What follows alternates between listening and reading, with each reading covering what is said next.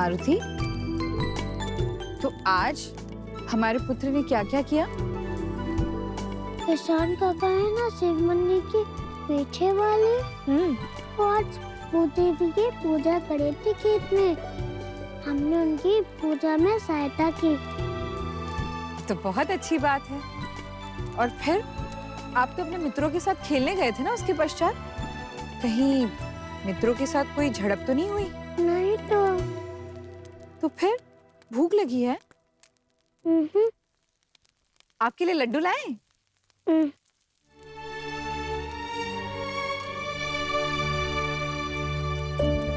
लड्डू की ऐसी उपेक्षा, अवश्य ही मारुति का मन किसी कारण चिंतित है।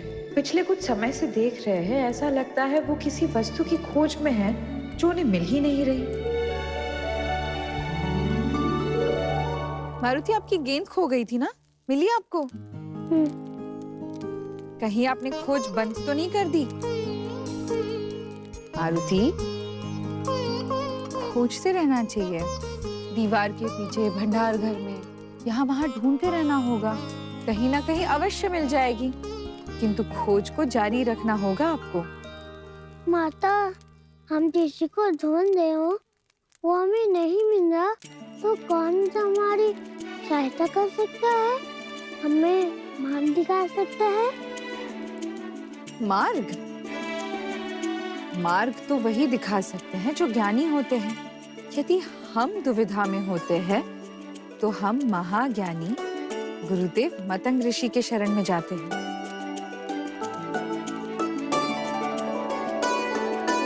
गुरुदेव मतंग? हाँ, ये बात हमें क्यों नहीं सूझी?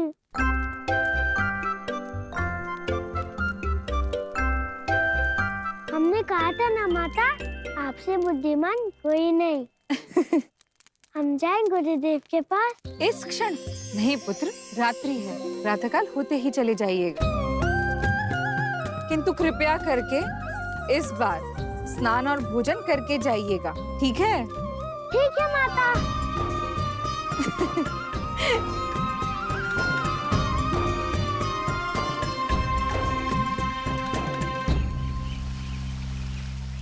मारुति के बिना हमारा जीवन जैसे चित्र बिना रंग। क्या करे अब जी के, हमसे और सहन नहीं होता भाइयों।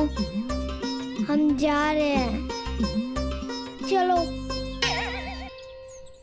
मारुति, अरे जगन मगन बंधु, कहाँ चले तुम लोग? बंधु, कहाँ ले जा रहे थे तुम हमें? कौन सा है वो वन जहाँ कोई ना आता जाता हो? हम तीनों के लिए वहाँ मल्लियों के लिए जगह बहुत ज्यादा है, बड़ा आनंद आएगा। हाँ हाँ, चलो चलो। पिछले कुछ दिनों से तो हम तीनों भिन्न भिन्न खेलों का आनंद ले रहे हैं। हम तीनों की तिगड़ी कमाल की है वैसे। तो चलिए। चलो चलो।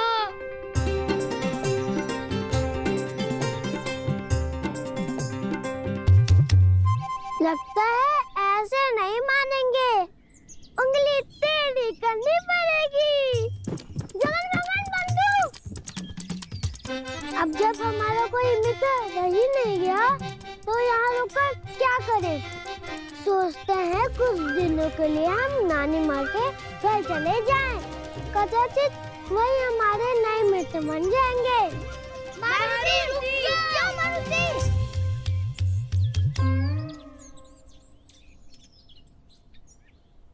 क्रोध तो बड़ा आ रहा है तुम पर, परंतु हमारे बिना ना तुम्हारा कार्य नहीं निकलेगा, इसलिए तुम्हें एक और अवसर दे रहे हैं। हम क्रोधित नहीं है तुमसे, तुम भी हमें छोड़कर मत जाना। तुम लोगों को छोड़कर हम कहीं नहीं जा सकते बंधु।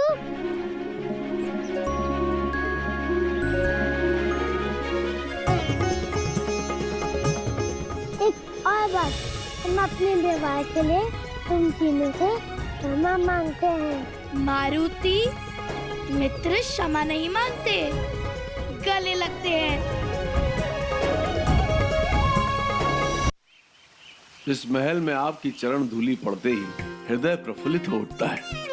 आसन ग्रहण कीजिए।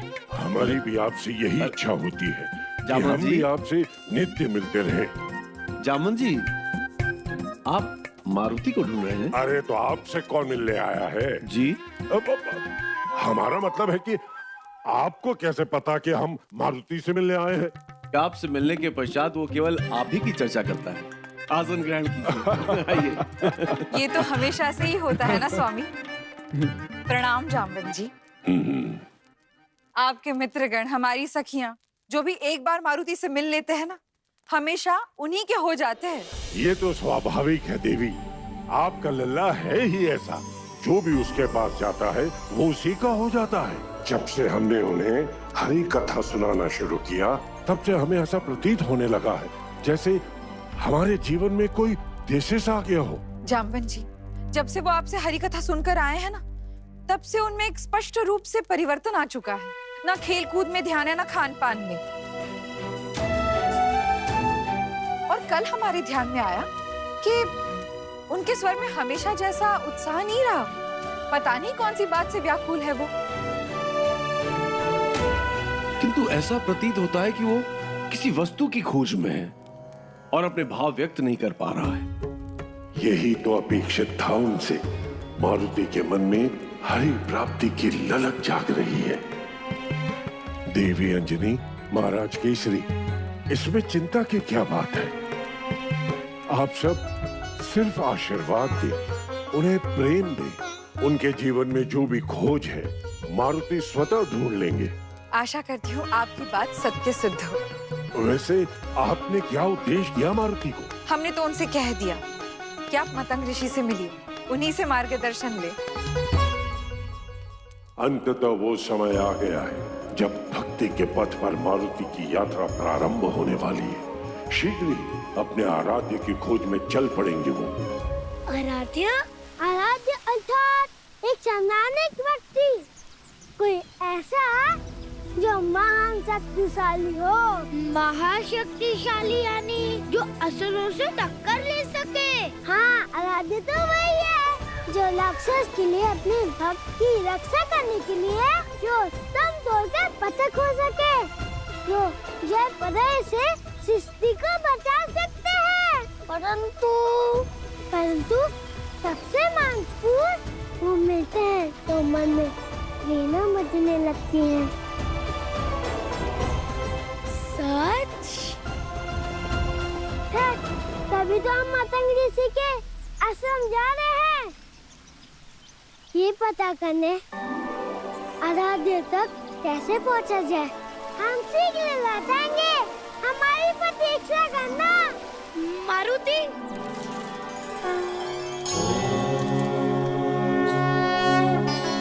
मतंग ऋषि को मारुति की तरफ से प्रणाम। हम आप ही का मार्ग देख रहे थे प्रिय मारुति। हमारे आश्रम में आपका स्वागत है।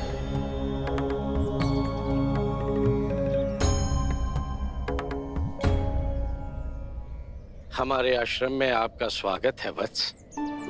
आइए।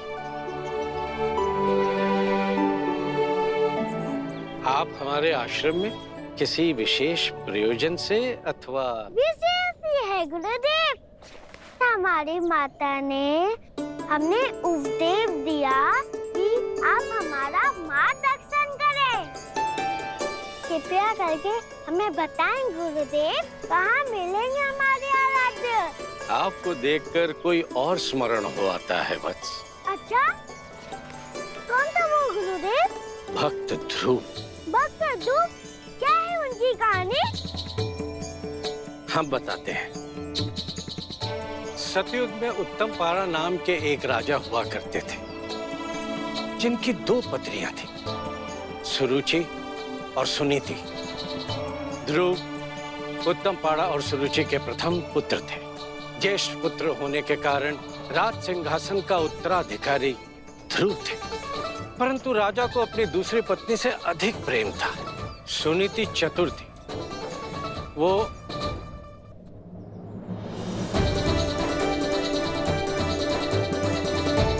वो अपने छल, बल और कौशल से रानी सुरुचि और पुत्र ध्रुव को महाराज उत्तनपाड़ा के निकट भी आने नहीं देती थी। उसे हर प्रकार से अपने पुत्र को अगला राजा बनाना था। एक बार ध्रुव अपने पिता महाराज की गोद में बैठकर खेल रहे थे। सुनीति ने उसे बहाने से बुलाया और कहा कि उन्हें उनके पिता के निकट जाना मना है।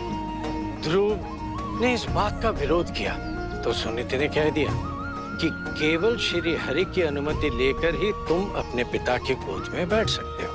ये सुनकर बालक ध्रुव ने ठान ली और ध्रुव नीलगिरी पर्वतमाला के घोर जंगलों में पहुंचे और वहां ज्ञान सरोवर के तट पर उन्होंने घोर तपस्या की और अंततः उन्हें उनके आराध्य मिल गए। तुझको जैसे उनके आराध्य मिले, उनको भी बिना किसी सुनाई देने लगे थे ना गुरुदेव? क्या हम पूछ सकते हैं उन्हें तपस्या कैसे की? अपने आराध्य के आशीर्वाद से। ध्रुव को ब्रह्मांड में अपना एक स्थायी स्थान मिल चुका है मारुति। ध्रुव इस समय कहाँ है? वो देखो।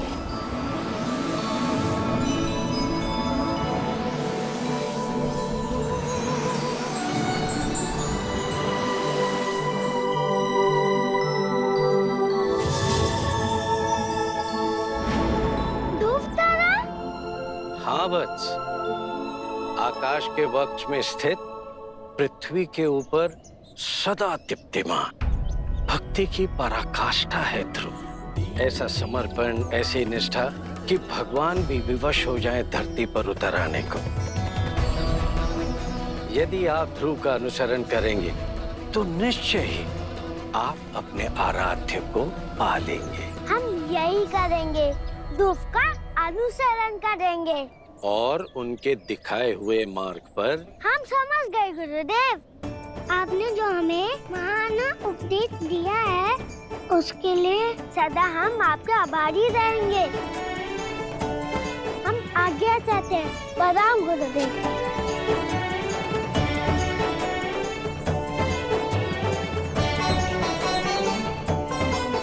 बड़ी शीघ्रता में है अंजनी पुत्र। हे महादेव, आपकी लीला है, आप ही जाने। प्रभु, एक बार पुनः मारुति पूरी बात सुनने से पूर्व ही अपनी धुन में निकल चले। यही तो विशेषता है इनकी देवी। ऊर्जा जितनी अधिक है इनमें, ठहरे उतना ही कम। तो क्या वो मतंग ऋषि का आश्रय समझे भी अथवा नहीं? क्या उन्हें उनका मार्ग मिल गया? ये तो आने वाला समय ही बताएगा देवी।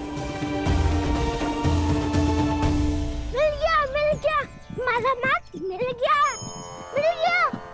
कौन सा मार्ग मारुति? अपने आराध्य को खोजने का मार्ग। मतंग ऋषि हमसे इतना प्रसन्न थे, हमारी समस्या का हल उन्होंने स्वयं कर दिया। क्या है वो मार्ग मारुति? और हाँ, तुम कैसे पहुँचोगे अपने आराध्य तक? वो तारा।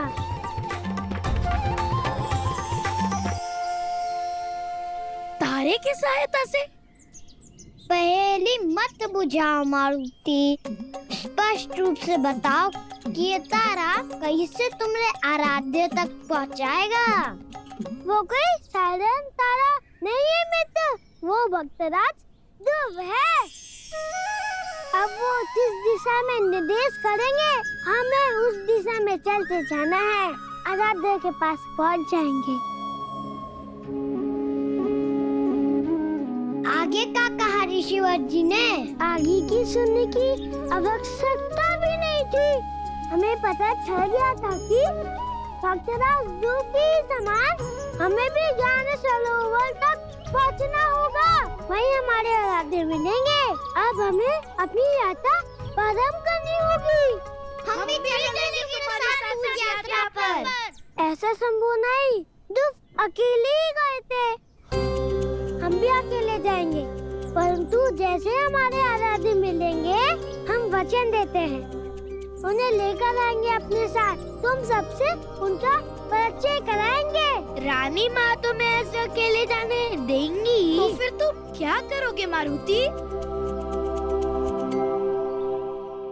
प्रभु, मारुति ने तो मतंग ऋषि की बात को शब्दशः ले लिया।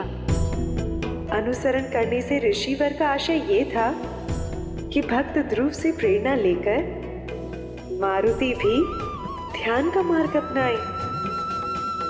परंतु मारुति तो ये समझ बैठे कि अनुसरण करने का अर्थ है पीछे पीछे चलना। शब्दों के फेर में पड़ के बड़े बड़े ज्ञानी भी धर्म का अधर्म कर बैठे देवी। ये तो 5 वर्ष के नन्हे से बालक है। यही तो हमारी चिंता का विषय है प्रभु। आकाश के ध्रुव तारे का पीछा यूं धरती पर चलकर छोटी सी मारुति कैसे कर पाएंगे? उत्तर प्रश्न में ही छुपा है देवी। श्री हरि की भक्ति और अपने आराध्य को पाने की लालसा दोनों में समान है। अर्थात दोनों का लक्ष्य एक ही है, परंतु लक्ष्य तक पहुंचने का मार्ग पृथक है। जिस प्रकार ध्रुव की दृढ़ भक्ति ने उन्हें तारे के रूप में अमर बनाया, भाई मारुति की भक्ति ऐसी होगी कि संसार के अंत तक वो भक्त श्रेष्ठ कहलाएंगे। मैं आपका अर्थ समझ गई, परंतु अपनी यात्रा आरंभ करने से पूर्व मारुति के समक्ष एक और चुनौती है। अपनी माता से गृह त्याग कर जंगल में जाने की अनुमति प्राप्त करना। मां की अनुमति के बिना कोई भी साधक अपनी साधना प्रारंभ नहीं कर सकता देवी। मारुति के जीवन का लक्ष्य संसार में भक्ति की शक्ति को स्थापित करना और उसकी लौ को जलाए रखना है।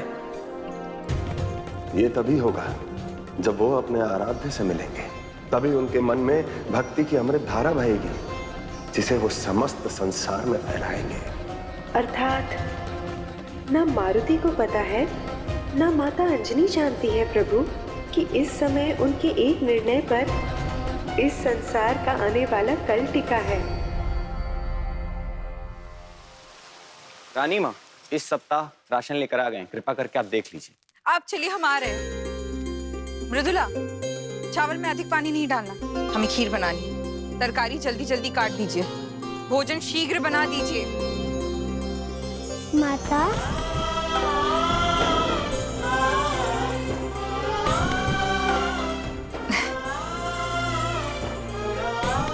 मारुति, आप आ गए। शीघ्र हाथ पांव धोकर स्वच्छ हो जाइए, तब तक हम आपके लिए जलपान की व्यवस्था करते हैं।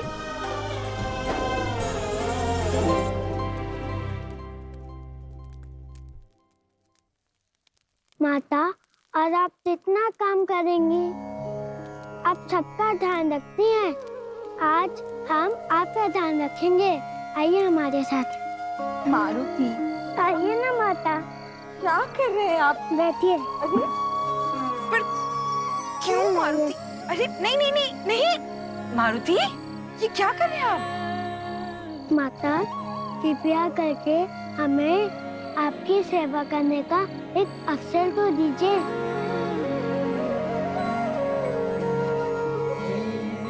परंतु मारुति, हमें सेवा की कोई आवश्यकता नहीं है। अच्छे भले तो है, आप क्यों चिंता कर रहे हैं इतनी? चिंता भी करेंगे और सेवा भी करेंगे, क्योंकि माता की सेवा करना संतान का धर्म है। हम आपका धन्यवाद भी करना चाहते हैं। आपके कहे अनुसार हम गुरु मतंग के पास गए और उनसे हमें हमारे सारे प्रश्नों के उत्तर मिल गए। सच?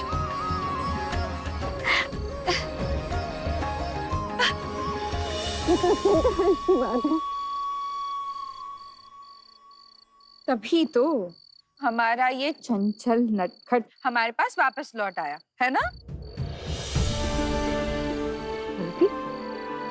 क्या हुआ? जो हमारी समस्या का हल गुरुदेव ने सुझाया है, हमारे लिए आवश्यक है हम उसे पूर्ण करें। क्या है वो हल? पहले आप कहिए कि आप हमें उसकी अनुमति अवश्य देंगी। पहले बताओ तो सही, किस बात की अनुमति? माता हमें क्षमा महारानी, भंडार ग्राम में सब आपकी प्रतीक्षा कर रहे हैं। आप चलिए, हम अभी आए। माता हमारी बात अभी पूरी नहीं हुई। मारुति, ये कार्य अति आवश्यक है। हम यूं गए और यूं आए, फिर हम दोनों बैठकर ढेर सारी बातें करेंगे, ठीक है? परंतु माता हमें आपसे अनुमति लेनी थी। पुत्र मारुति, गुरुदेव मतंग ने आपको जो भी उपाय सुझाया है वो उचित ही होगा, और इसके अतिरिक्त हमें आपकी विवेक और बुद्धि पर पूर्ण विश्वास है। इसीलिए आपको जो भी कार्य करना है उसके लिए हमारी संपूर्ण अनुमति और आशीर्वाद भी है। हम आपको कैसे बताएं, हम तो इतने प्रसन्न हुए। आप इस संसार की सबसे अच्छी माता हैं।